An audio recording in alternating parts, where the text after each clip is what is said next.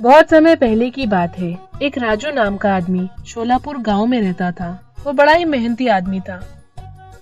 वो सरपंच के घर काम किया करता था।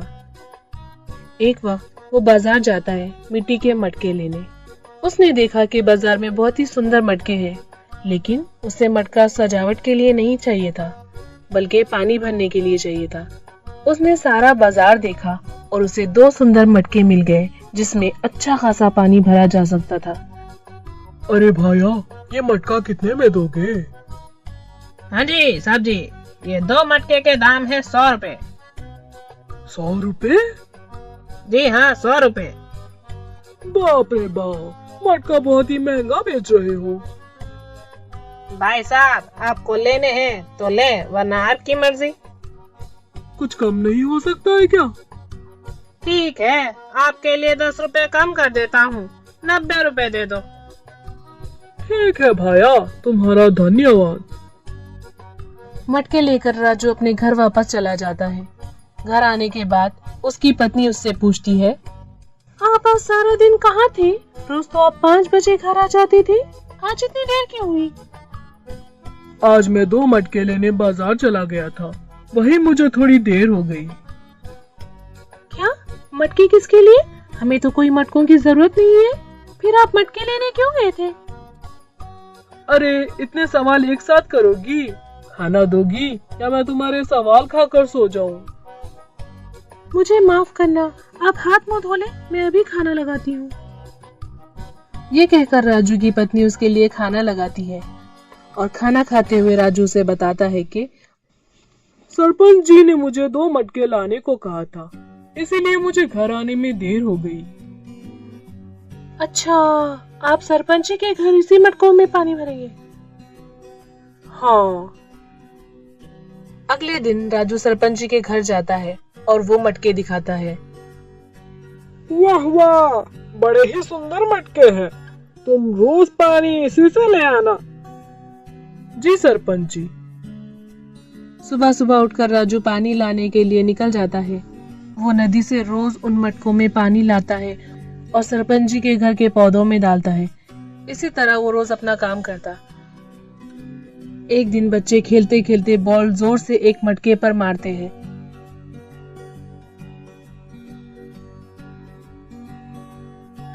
दैया रे दैया, अब मैं क्या करूं? सरपंच जी को क्या जवाब दूं? राजू परेशान हो जाता है। वो बड़ा ही उदास होकर सरपंच जी के पास जाता है और बताता है कि 2 में से एक मटका टूट गया है। सरपंच जी राजू की बात सुनते हैं और कहते हैं, कोई बात नहीं राजू, तुम दूसरे मटके ले आओ। नहीं सरपंच जी, ये मेरे कारण हुआ है। मैं इसी मटके से पानी लाऊंगा, चाहे मुझे पानी लाने के लिए 2 बार जाना क्यों ना पड़े। सरपंच जी राजू की बात मान लेते हैं, क्योंकि उन्हें पता था राजू मानेगा नहीं। राजू मेहनत करने से पीछे नहीं हटता था। वो पानी भरने के लिए रोज नदी जाता और दोनों मटकों में पानी भरकर अपने कांधों पर रखता और सरपंच जी के घर ले जाता। उन दोनों मटकों में से एक मटका टूटा हुआ था, जिससे पानी बहता रहता था, और दूसरा मटका एकदम ठीक। राजू दोनों मटकों को एक जगह रखता है। तभी दोनों मटके आपस में एक दूसरे से बात करते हैं। तुम तो एक टूटे हुए मटके हो और कोई काम के नहीं हो। तुम आधा पानी लाकर मालिक की मेहनत बेकार करते हो।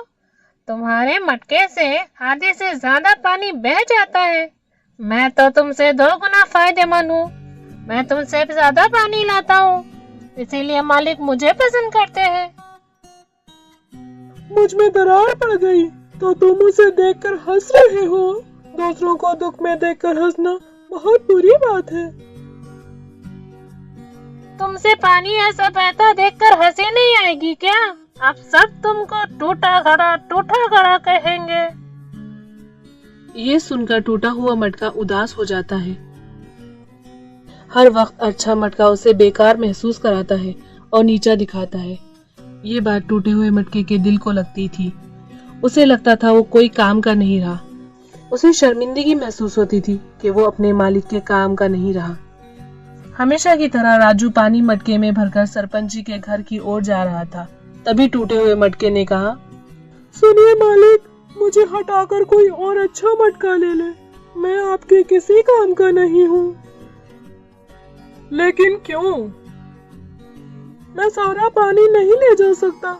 मुझ में जो दरारें हैं उससे बहुत सारा पानी बह जाता है। मैं आपके ऊपर एक बोझ हूँ और किसी काम का नहीं हूँ। तुम सिर्फ अपनी बुराई देख रहे हो, लेकिन मैं तुम्हारी बुराई के पीछे छुपी अच्छाई को देख रहा हूँ। इसीलिए मुझे तुम में कभी कोई कमी नहीं दिखाई दी। तुम्हें ऐसा क्यों लगता है कि तुम मेरे किसी काम के नहीं हो? तुमने तो मेरी बहुत मदद की है। पर वो कैसे? हर रोज जब मैं नदी से वापस आता हूँ तो तुम्हारा आधा पानी जमीन पर गिरता है, जिससे वहाँ के फूल अच्छे से उग रहे हैं। तो तुम कैसे अपने आप को नाकारा समझते हो? इन सब में आपकी मदद कैसे हुई मालिक? वो जो फूल उगते हैं मैं उन्हें बाजार में बेचकर कुछ पैसे कमा लेता हूँ, जिससे मुझे फायदा होता है।